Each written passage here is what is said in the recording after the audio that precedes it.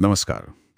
आज हम ईरान और इजराइल के बीच जो तनाव चल रहा है उस पर बात करेंगे, लेकिन एक खास एंगल से कि आखिर क्यों ज्यादातर मुस्लिम देश इस लड़ाई में सीधे कूदने से बच रहे हैं। हाँ, तो हमने एक लेख देखा, ईरान इजराइल संघर्ष, मुस्लिम देशों की तटस्थता।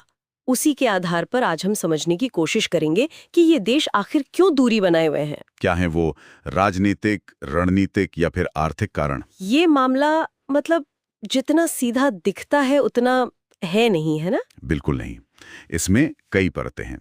देखिए, पहली और शायद सबसे अहम वजह है इन देशों के बीच की अपनी जियोपॉलिटिकल और धार्मिक दरारें। अच्छा, आप मतलब सुन्नी शिया वाले विभाजन की बात कर रही हैं। हाँ बिल्कुल, वो एक बहुत बड़ा फैक्टर है। ईरान जो एक शिया मेजॉरिटी वाला देश है, वो खुद को एक तरह के एक्सिस ऑफ रेजिस्टेंस का लीडर मानता है। हाँ हाँ, जिसमें हिजबुल्लाह, हूती ये सब आते हैं। बिल्कुल, ये समूह इजराइल और पश्चिमी असर के खिलाफ हैं।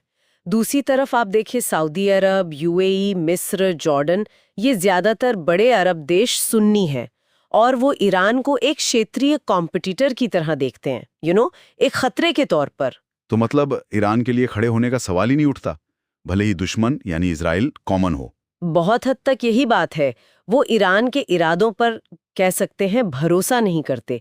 उन्हें लगता है कि ईरान इस सिचुएशन का फायदा उठाकर अपना दबदबा बढ़ाने की कोशिश कर सकता है, जो उनके अपने हितों के खिलाफ जाएगा।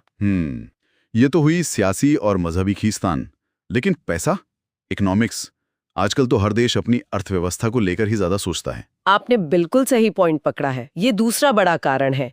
देखिए, सऊदी अरब, यूएई, कतर जैसे जो खाड़ी देश हैं, वो अब सिर्फ तेल पर डिपेंड नहीं रहना चाहते। हाँ, वो डाइवर्सिफाई कर रहे हैं, बड़े बड़े प्रोजेक्ट्स चल रहे हैं उनके यहाँ। एग्जैक्टली, विदेशी निवेश लाने की कोशिश कर रहे हैं।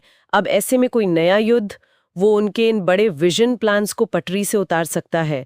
और फिर उनके अमेरिका और दूसरे पश्चिमी देशों के साथ गहरे व्यापारिक और सुरक्षा संबंध भी तो हैं। हाँ, वो तो हैं। तो वो जानते हैं कि अगर वो इस संघर्ष में कूदे तो न सिर्फ इन्वेस्टमेंट रुकेगा, बल्कि शायद प्रतिबंध भी लग जाएं। तो उनके लिए इकोनॉमिक स्टेबिलिटी और ग्रोथ वो पहली प्राथमिकता है। ये टकराव उनके लिए बहुत महंगा पड़ सकता है। और इसी से जुड़ा हुआ शायद वो पॉइंट भी है कि कुछ देशों ने तो हाल ही में इजराइल से रिश्ते भी सामान्य कर लिए हैं, वो अब्राहम अकॉर्ड्स वाले। बिल्कुल सही। ये तीसरा अहम पॉइंट है, अब्राहम अकॉर्ड्स, जिनके तहत यूएई, बहरेन, मोरक्को, सूडान ने इजराइल के साथ रिश्ते नॉर्मल किए। इसने पूरा गेम ही चेंज कर दिया है। हाँ, सुनने में तो ये भी आया था कि गाजा युद्ध से पहले सऊदी अरब भी काफी करीब था नॉर्मलाइजेशन के। कि ये देश अब टकराव के बजाय